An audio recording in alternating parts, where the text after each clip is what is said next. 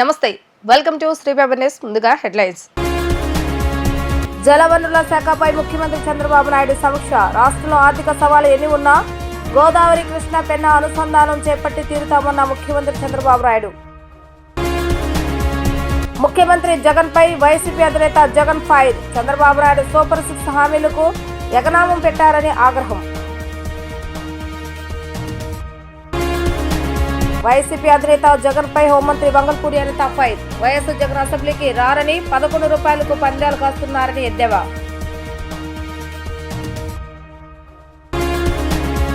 కృష్ణా వరద జలాల వల్లపల్లికి తీసుకెళ్లే ప్రతిపాదనలను పరిశీలించాలని సీఎం చంద్రబాబు నాయుడు సూచించారు. ప్రస్తుతం రాష్ట్రంలో ఆర్థిక సవాలు ఎన్ని ఉన్నా గోదావరి కృష్ణా పెన్నా అనుసంధానం చేపట్టి తీరుతామని తేల్చి చెప్పారు. నవంబర్ 22 తర్వాత పోలవరం క్షేత్రస్థాయి పర్యటనకు వెళ్లనున్నట్లుగా సీఎం తెలిపారు. జలవనరుల శాఖపై అసెంబ్లీలోని తన ఛాంబర్లో సీఎం చంద్రబాబు నాయుడు సమీక్ష నిర్వహించారు. ఈ సమీక్షలో ఆ శాఖ మంత్రి నిమ్మల రామానాయుడు ఉన్నతాధికారులు హాజరయ్యారు. ముఖ్యంగా వాటర్ పాలసీ, గోదావరి కృష్ణా పెన్నా నదుల అనుసంధానంపై సమీక్షలో చర్చ జరిగింది. ఈ సందర్భంగా గోదావరి కృష్ణా పెన్నా నదుల అనుసంధానంపై 3వ పక్షంతో అధ్యయనం చేయించాలని ముఖ్యమంత్రి చంద్రబాబు నాయుడు అధికారులను ఆదేశించారు. ఇప్పటికే గోదావరి కృష్ణాను అనుసంధానం చేసి లక్షల ఎకరాలకు ప్రయోజనం కల్పించామని సీఎం గుర్తు చేశారు.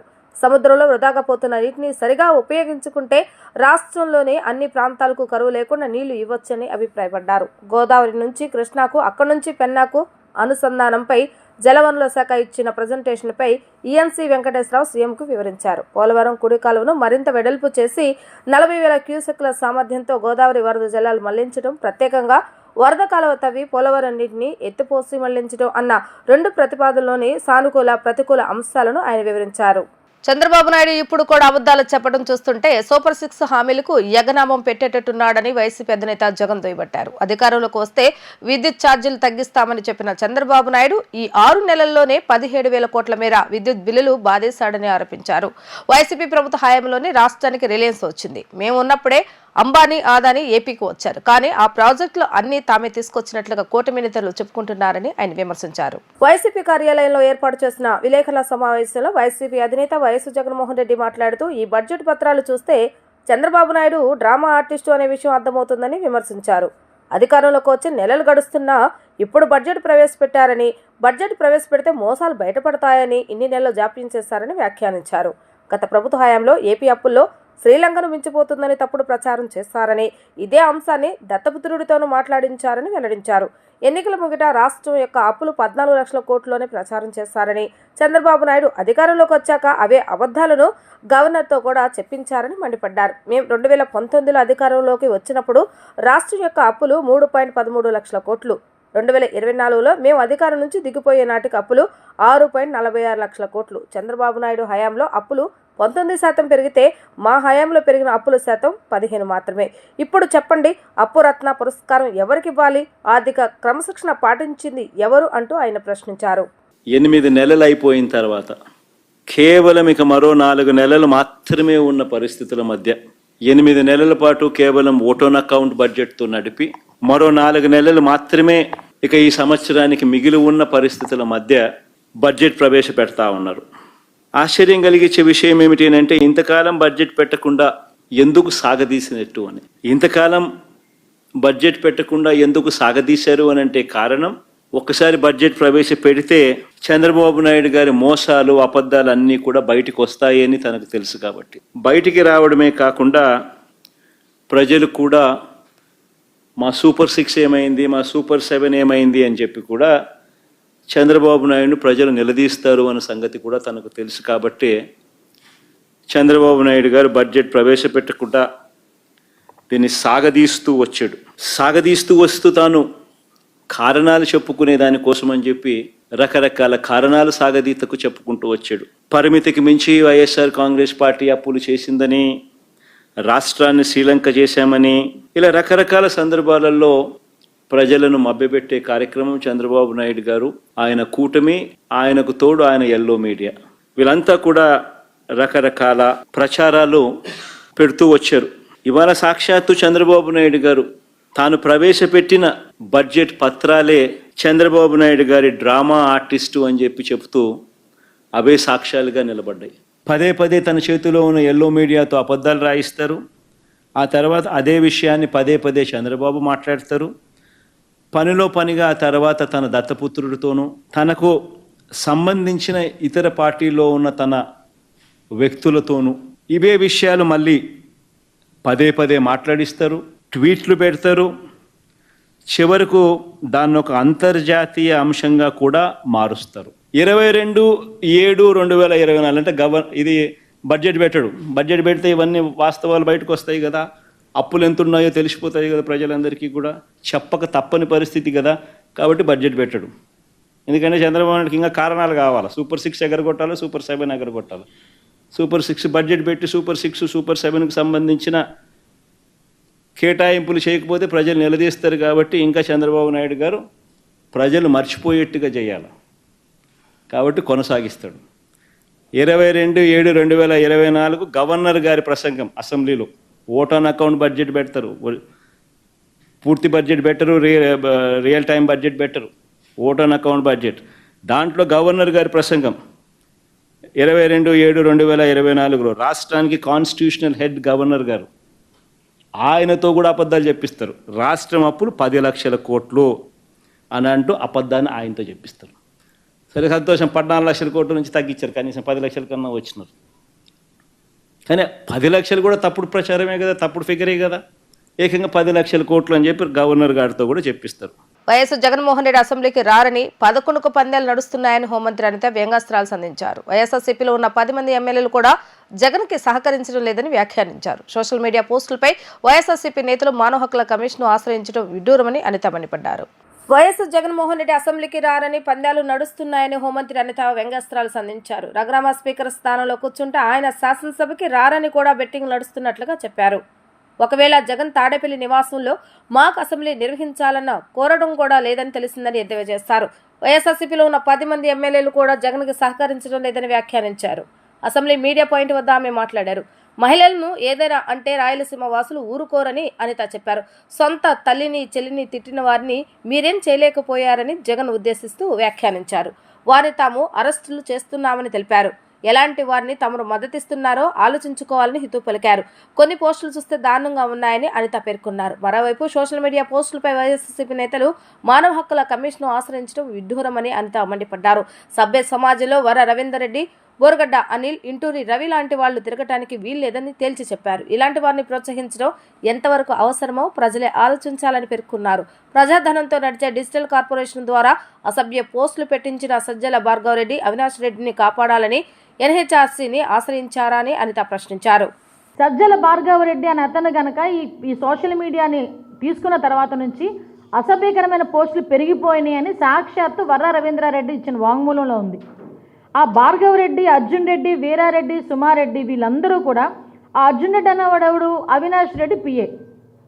సో వీళ్ళందరూ కూడా కేవలం మార్పింగులు చేయడం, నీచంగా మార్పింగులు చేయడం, నీచంగా తిట్లు తిట్టడం, ఇలాంటి వాళ్ళు 400 గ్రూపుల్లో చేరి 40కి పైగా యూట్యూబ్ ఛానల్స్ని దగ్గర పెట్టుకొని ఎంత తొందరగా స్ప్రెడ్ చేయడానికి వీళ్ళు అవాస్తవాలు ఎంత తొందరగా స్ప్రెడ్ చేయడానికి వీళ్ళు ప్రయత్నాలు చేశారో ఒక్కసారి మనం కనుక ఆలోచన చేస్తే, ఇలాంటి ఇడియట్స్ గురించా మేము ఎన్హెచ్ఆర్సీకి వెళ్ళామన్న సంగతి పెద్దల రాజ్యసభ అంటేనే పెద్దల సభలో కాబట్టి ఆ సభ్యులకు తెలియాలనే ఉద్దేశంతో చెప్తున్నా. వాళ్ళకి తెలియకేం కాదు, ఒకసారి గుర్తు చేస్తున్నా, మీడియా పరంగా ప్రజలకు కూడా తెలియాలని చెప్తున్నా. ఎందుకంటే ఈరోజు మనం చూస్తూ ఉంటే ఎక్కడ ఇప్పుడు ఈ సోషల్ మీడియా వేదికగా నేను కొన్ని చూపిస్తాను మీకు. ఈ వర్ర రవీంద్రారెడ్డి పోస్ట్ విషయంలో నేను జగన్మోహన్ రెడ్డికి ఒకటే మాట్లాడుతున్నా. అరే ఎన్హెచ్ఆర్సీకి దేనికి వెళ్ళావు? నీ చెల్లిని నీ తల్లిని తిట్టినందుకు మేము అరెస్ట్ చేస్తే ఆ అరెస్ట్ తప్పు అని చెప్పడానికి ఎన్హెచ్ఆర్సీకి వెళ్ళావా? నీ తల్లిని నీ చెల్లిని మేము తిట్టించిన వాళ్ళ పేర్లు కూడా బయటకు చెప్పి ఆ పోస్టులు కూడా చూస్తే నిజంగా బాబాయికి పట్టిన గతే నీకు పడుతుంది. శాస్త్రి పక్కన వాళ్ళు ఉపయోగించే భాష. నెక్స్ట్, ముసలోడు వివేకానంద హత్య వెనుక మా జగనన్న భారతీయులు ఉన్నారని వాగావు, నీ అంత చూస్తాం. నెక్స్ట్ ఇంకో వర్డ్, ఇంకొకటి, ఇందుకే పెద్దలు అన్నారు శత్రుశేషం ఉంచకూడదని, లేపే అన్న ఇద్దరిని ఎన్నికలకు పనికొస్తారు. ఇలాంటి నేను మచ్చుకు చూపిస్తున్న ఈ పోస్టులు ఇవి సాక్షాత్తు ఎక్కడో వాళ్ళ నలుగురు మధ్యలో 4 గోడల మధ్యలో మాట్లాడుకున్న మాటలు కాదు, సోషల్ మీడియా వేదికగా పెట్టిన పోస్టులు. అదే ఇవి ఎవరి గురించి పెట్టారని చెప్తే చిన్న పిల్లోడిని అడిగినా చెప్తాడు ఎవరి గురించి పెట్టారు అంటే. ఆఖరికి నీ తల్లిని చెల్లిని కూడా లేపేయమని చెప్పినోడిని ఈరోజు మేము అరెస్ట్ చేస్తే వాడిని వదలమని వాడు అక్రమ అరెస్ట్ అని నీ నోట్లోంచి ఎలా వచ్చింది బయటికి? అసలు ఎలా వస్తుంది బయటికి?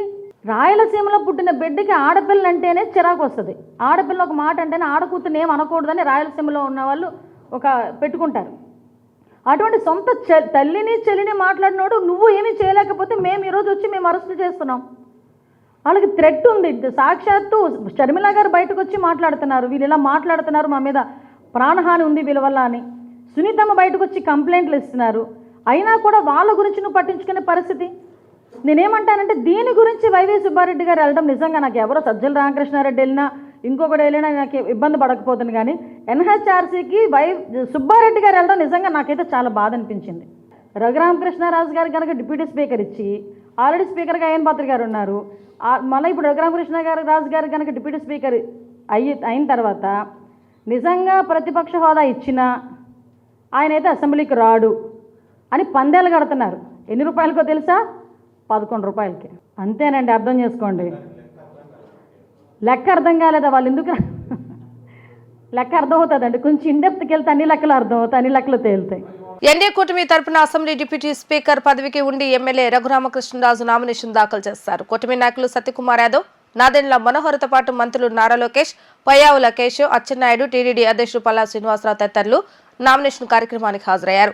ఉపసభాపతి స్థానానికి నామినేషన్ దాఖలు చేయడం సంతోషంగా ఉందని రఘురామకృష్ణరాజు తెలిపారు. ఇతర ఏ నామినేషన్లు రాకపోతే తన ఎన్నిక ఏకగ్రీవం కానుందన్నారు. ఈ రోజు మధ్యాహ్నం 12 గంటలకు డిప్యూటీ స్పీకర్ పదవికి RRR ఏకగ్రీవంగా ఎన్నికైనట్లుగా ప్రకటించే అవకాశం ఉంది. ఈ రోజు డిప్యూటీ స్పీకర్గా నేను నామినేషన్ వేయడం జరిగింది. ఈరోజు ఉదయం నోటిఫికేషన్ ఇచ్చారు. సాయంత్రం ఉదయం 10:30 నుంచి సాయంత్రం 5 గంటలలోగా నామినేషన్ వేయాలని. సో దాని ప్రకారం తెలుగుదేశం పార్టీ నుంచి నారా లోకేష్ గారు, పయ్యావుల కేశవ్ గారు, మా పార్టీ రాష్ట్ర అధ్యక్షుడు పల్లా శ్రీనివాసరావు గారు, జనసేన నుంచి నాదెండ్ల మనోహర్ గారు, అలాగే భారతీయ జనతా పార్టీ నుంచి సత్యకుమార్ గారు, వైద్య శాఖ మంత్రి, అందరూ కలిసి సెక్రటరీ జనరల్ గారికి నా నామినేషన్ పత్రాలు సమర్పించడం జరిగింది. సో 5 గంటల సమయం అయ్యే వరకు మరి కేవలం ఒకటే నామినేషన్ వచ్చింది, వేరే వాళ్ళు ఎవరు నామినేషన్ వేయలేదు. సో రేపు 12 గంటలకి ఆ ఎన్నిక, ఒకవేళ ఎవరైనా నామినేషన్ వేసుంటే ఎన్నిక జరుగుతుంది, లేకపోతే 12 గంటలకి 1 గంటకి మధ్యన అనౌన్స్ చేయవచ్చు. 2 గంటల ఎన్నిక జరిగిన పిదప 2 గంటల 39 నిమిషాలకు నేను నా ప్రమాణ స్వీకారం ఉంటుంది. 2 గంటల 39 నిమిషాలకి. ముఖ్యమంత్రి చంద్రబాబు నాయుడును ఆయన నివాసంలో గురూజీ రవిశంకర్ వర్మ మర్యాదపూర్వకంగా కలిశారు. రవిశంకర్ వర్మ సీఎం సాదరంగా స్వాగతం పలికారు. పుష్పగుచ్చాన్ని అందజేసి సత్కరించారు. అనంతరం అనేక విషయాలపై వారిద్దరూ ముచ్చరించుకున్నారు. శాసన మండలిలో జరిగిన ప్రశ్నోత్తరాల్లో 12వ వేతన సంఘం నియమించాలని కోరినట్లుగా పీడీఎఫ్ ఎమ్మెల్సీ కేఎస్ లక్ష్మణరావు తెలిపారు. అసెంబ్లీ మీడియా పాయింట్లో ఆయన మాట్లాడుతూ 22,000 కోట్ల బకాయిలను గత ప్రభుత్వం చెల్లించలేదని, కూటమి ప్రభుత్వం వాటిలో కొంతమేర ఆయన ఇవ్వాలని డిమాండ్ చేశారు. కాంట్రాక్టు ఉద్యోగులను రెగ్యులరైజ్ చేయాలని ప్రభుత్వాన్ని కోరినట్లుగా తెలిపారు. 2003 డిఎస్సీ ఉపాధ్యాయులకు పాత పెన్షన్ విధానాన్ని అమలు చేయాలని అన్నారు. జగ్గేపేట, దాచిపల్లి పిడుగురాళ్లతో అతిసారతో మృతి చెందిన బాధిత కుటుంబాలకు పరిహారం ఇవ్వాలని డిమాండ్ చేశారు. పంటల బీమా పథకాన్ని అమలు చేయాలని ఎమ్మెల్సీ కోరారు. ఈరోజు శాసన మండలిలో పీడీఎఫ్ తరఫున ప్రతిపాదించిన వాయిదా తీర్మానంలో ఈ రాష్ట్రంలో ఉద్యోగులు, ఉపాధ్యాయులు, పెన్షనర్లు సమస్యలు పరిష్కరించమని ప్రభుత్వాన్ని కోరడం జరిగింది. ముఖ్యంగా ఉద్యోగులు, ఉపాధ్యాయులు, పెన్షనర్ల కోసం 12వ వేతన సంఘాన్ని నియమించాలి. 2023 జూలై నాటికి అది జరగాలి. గత ప్రభుత్వం నియమించలేదు. ఈ ప్రభుత్వం అయినా 12వ వేతన సంఘాన్ని నియమించాలని చెప్పేసి మేము కోరడం జరిగింది. అలాగే ఉద్యోగులు, ఉపాధ్యాయులు, పెన్షనర్లకి 22,000 కోట్లు బకాయిలు ఉంది. డిఏ ఏరియర్స్ కానీ పిఆర్సీ ఏరియర్స్ కానీ ఇవన్నీ 22,000 కోట్లు బకాయిలు ఉన్నాయి. వీటిలో కొంత భాగమైన చెల్లించాలని ఈ ప్రభుత్వాన్ని కోరటం జరిగింది. అలాగే కాంట్రాక్ట్ ఉద్యోగుల రెగ్యులరైజేషన్ కోసం ఓ చట్టం చేశారు. జీవో నెంబర్ 114 ఇచ్చారు. 10,117 మంది కాంట్రాక్ట్ ఉద్యోగుల్ని పర్మనెంట్ చేయడానికి గుర్తించారు. కానీ ఇప్పటికీ కేవలం 3,000 మందిని మాత్రమే పర్మనెంట్ చేశారు. ఈ కాంట్రాక్ట్ ఉద్యోగుల్ని పర్మనెంట్ చేసే ప్రక్రియని కొనసాగించాలని కూడా ఆ తీర్మానంలో కోరాం. అలాగే 2003 ఉపాధ్యాయులు ఉద్యోగులు ఎంపికైన వారికి ఓల్డ్ పెన్షన్ స్కీమ్ అమలు చేయాలని కూడా ఈరోజు ఆ వాయిదా తీర్మానంలో కోరటం జరిగింది. అలాగే ప్రశ్నోత్తరాల సమయంలో 2 ముఖ్యమైన అంశాలు ప్రస్తావన చేశాం. ఒకటి మెడికల్ అండ్ హెల్త్, దానికి సంబంధించి మంత్రి గారు ఇచ్చేటటువంటి సమాధానంలో ఎన్టీఆర్ జిల్లా జగ్గైపేట, పల్నాడు జిల్లా దాచేపల్లి, పిడుగురాళ్ళ ఈ 3 ప్రదేశాల్లో కూడా గత 2 నెలల క్రితం అతిసార వ్యాధి ప్రబలి దాదాపు 10 మంది పైగా చనిపోయారు. వీళ్ళకి ఎటువంటి నష్టపరిహారం కూడా చెల్లించలేదు, ఎక్స్గ్రేషియా కూడా చెల్లించలేదు. అందువల్ల జగ్గైపేట, దాచేపల్లి, పిడుగురాళ్ళ ఈ ప్రాంతాల్లో అతిసార వ్యాధితో మరణించిన వారి కుటుంబాలకి ఎక్స్గ్రేషియా చెల్లించాలని అడగడం జరిగింది. ఏపీ డిజిటల్ కార్పొరేషన్ ప్రత్యర్థి పార్టీ నేతల వ్యక్తిత్వ హననం చేసేందుకు వాడుకున్నారని టీడీపీ ఎమ్మెల్యే సోమిరెడ్డి చంద్రమోహన్ రెడ్డి ధ్వజమెత్తారు. చంద్రబాబు, పవన్ కళ్యాణ్, షర్మిల, సునీత ఆఖరికి విజయమ్మను కూడా కించపరిచేలా సోషల్ మీడియాలో పోస్టులు చేశారని ఆరోపించారు. ఇలాంటి వ్యక్తులకు ప్రభుత్వం నుండి జీతాలు ఇవ్వటం రాజ్యాంగంలో ఉందా అని ప్రశ్నించారు. అసెంబ్లీ మీడియా పాయింట్ వద్ద ఆయన మాట్లాడుతూ జగన్ డిజిటల్ కార్పొరేషన్ ద్వారా ప్రభుత్వ జీతాలు ఇచ్చి ప్రత్యర్థి పార్టీలను విమర్శలు చేశారని, ఇలాంటివి ఎన్నికల సంఘం అనుమతి ఇచ్చిందా అని అన్నారు. ఇటువంటి పనులు చేసిన వైఎస్ఆర్ కాంగ్రెస్ పార్టీని రద్దు చేయాలని ఎలక్షన్ కమిషన్ కోరారు. ఏపీ ఫైబర్ నెట్లో 600 మంది ఉద్యోగులు చేస్తారని, వారు ఏ ఆఫీసులో తమ్ వేశారని ప్రశ్నించారు. వైసీపీ రాజకీయ పార్టీగా కొనసాగే అర్హత లేదన్నారు. ఈ అంశంపై ఎన్నికల కమిషన్కు ఫిర్యాదు చేస్తామని అన్నారు. ఏపీ డిజిటల్ కార్పొరేషన్లో ఉద్యోగస్తులుగా అంటే 12 నుంచి 19 వరకు వాళ్ళు వైసీపీ సోషల్ మీడియాలో, వర్రా రవీంద్రారెడ్డి అయితే భారతీ సిమెంట్స్లో, 19 గవర్నమెంట్ రాగానే ఏపీ డిజిటల్ కార్పొరేషన్, ఆ కార్పొరేషన్ చైర్మన్ ఎవరు? ఆయన వాసుదేవ్ రెడ్డి. ఆయనకి 3.5 లక్షల రూపాయల జీతం. దాదాపు 65 మంది ఆయన సిబ్బందికి జీతాలు కార్పొరేషన్లో. దాంట్లో 12 మంది వైసీపీ సోషల్ మీడియాలో బరితెగించి పనిచేసే వాళ్ళకి జీతాలు. వాళ్ళు వ్యక్తిత్వ హననం, ఒక చంద్రబాబు నాయుడు గారు, ఒక పవన్ కళ్యాణ్ గారు, ఒక లోకేష్ బాబు గారు, ఆఖరికి విజయమ్మ, షర్మిలమ్మ, సునీతమ్మ, అంటే ఘోరంగా, నీచంగా.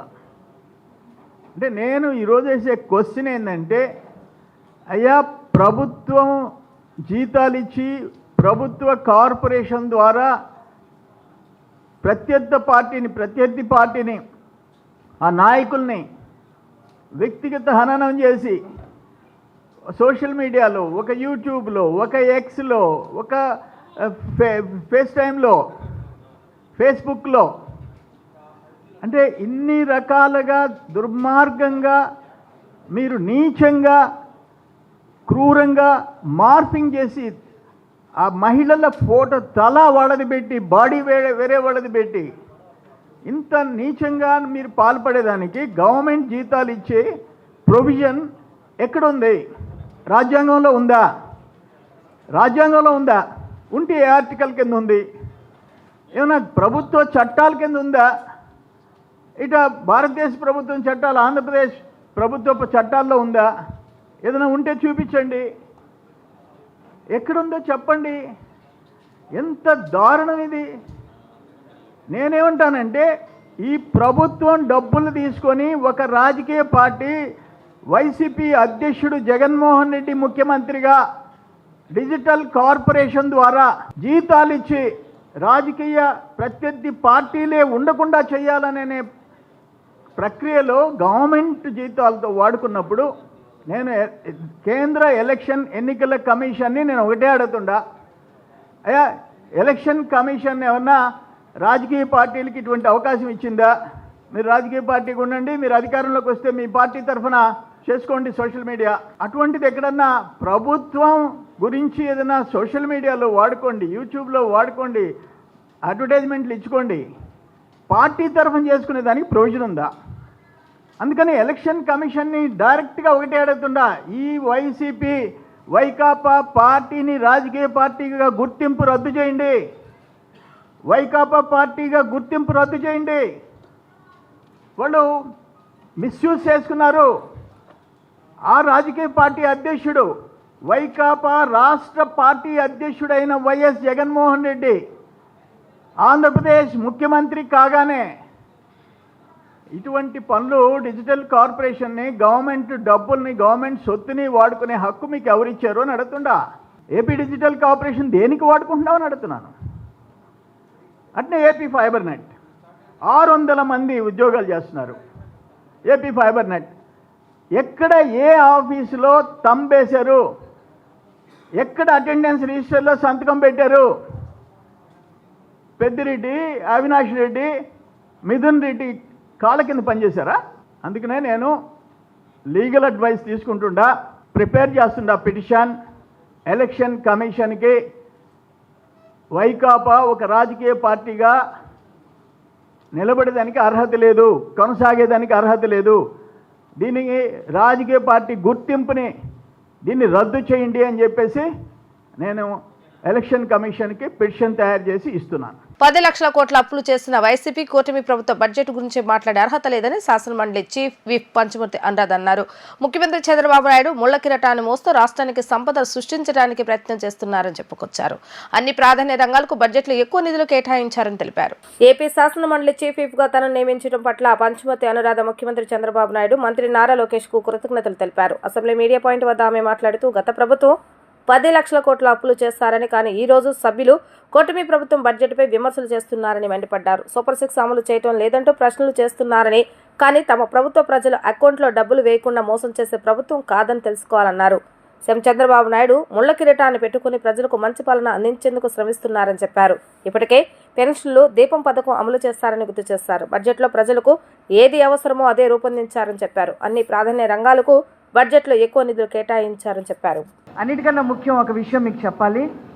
ఈరోజు నన్ను చీఫ్ విప్గా ఎంపిక చేసినందుకు నారా చంద్రబాబు నాయుడు గారికి, నారా లోకేష్ గారికి ప్రత్యేకంగా నా కృతజ్ఞతలు తెలియజేస్తా ఉన్నాను. తప్పకుండా వారి యొక్క నమ్మకాన్ని వమ్ము చెయ్యకుండా, ఒక్క రిమార్క్ కూడా రాకుండా నా వంతు నేను కృషి చేస్తాను అని చెప్పి ఈ సందర్భంగా తెలియజేస్తా ఉన్నాను. ఇకపోతే బడ్జెట్ విషయానికి వస్తే 10 లక్షల కోట్లు వైసీపీ ప్రభుత్వం 10 లక్షల కోట్ల పైన అప్పులు చేశారు అనేది సాక్షాత్తు ముఖ్యమంత్రి గారైన నారా చంద్రబాబు నాయుడు గారు వైట్ పేపర్ రిలీజ్ చేయడం జరిగింది.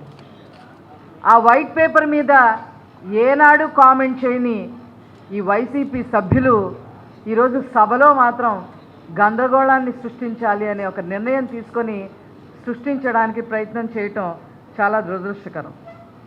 అదేవిధంగా మాట్లాడితే మీరు సూపర్ 6 ఫుల్ఫిల్ చేయలేకపోతున్నారు అని చెప్పి ప్రశ్నల మీద ప్రశ్నలు వేయటం, ఇప్పుడు వచ్చి ప్రెస్ మీట్లు పెట్టడం, ఇవన్నీ కూడా చూస్తూ ఉన్నారు. కానీ వాళ్ళు తెలుసుకోవాల్సింది ఏంటి అంటే, మా ప్రభుత్వం బటన్ నొక్కి డబ్బులు వేయకుండా, ప్రజల అకౌంట్లో డబ్బులు వేయకుండా మోసం చేసే ప్రభుత్వం మా ప్రభుత్వం కాదు అనేది వాళ్ళు తెలుసుకోవాలి. ఎలక్షన్ ముందు కూడా పెన్షన్ బకాయిలు పెట్టారన్న విషయం మీకు గుర్తులేదా అని చెప్పి ఈ సందర్భంగా నేను అడుగుతా ఉన్నా.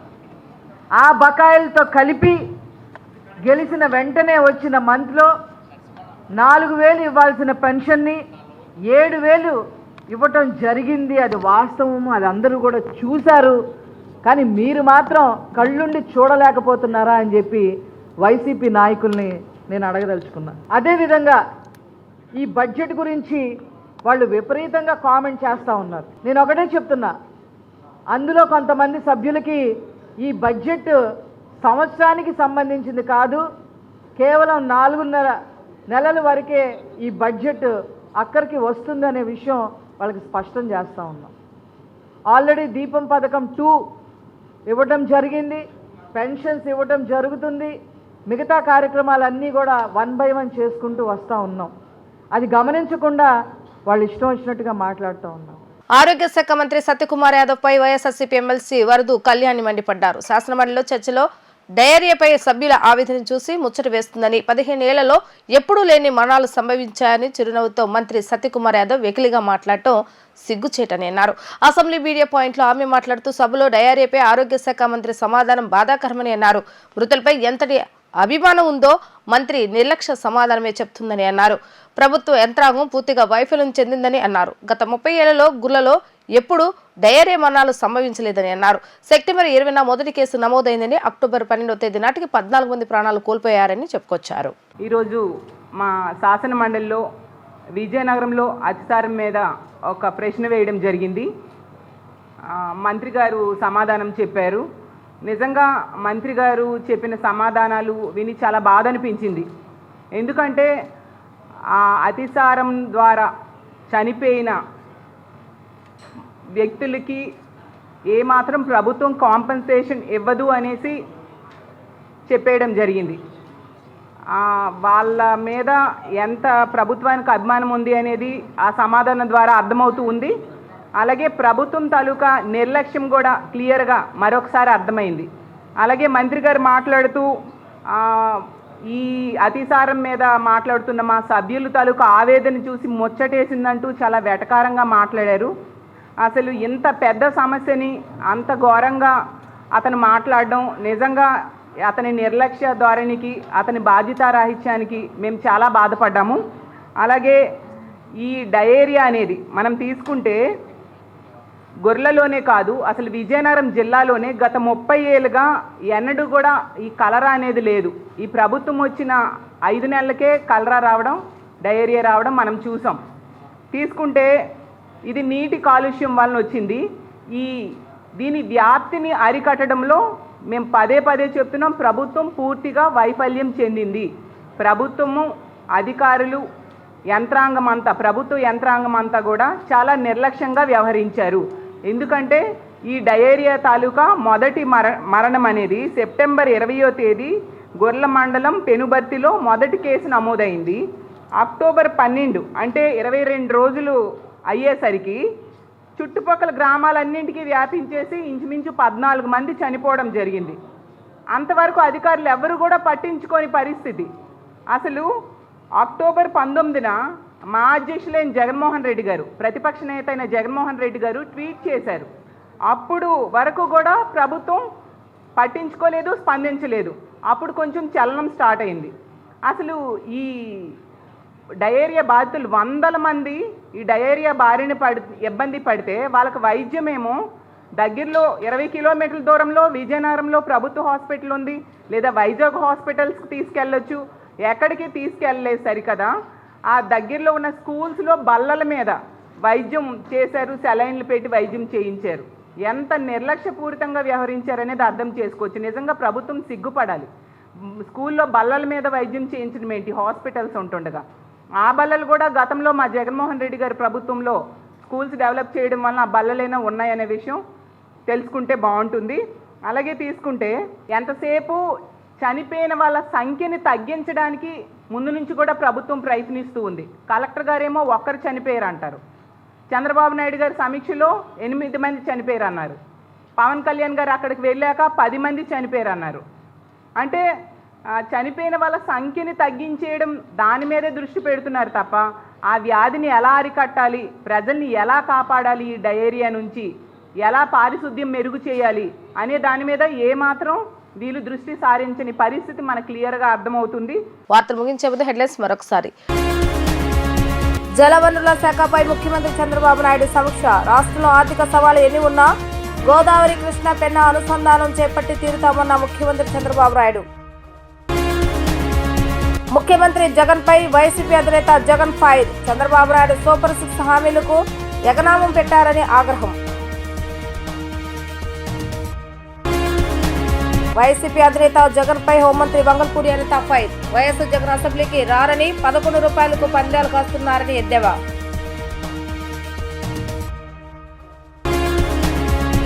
ఇవి రోజు వార్తా విశేషాలు. మరలా 3 ప్రసారం వార్తలు మళ్ళీ కలుద్దాం. అంతవరకు సెలవు. నమస్కారం.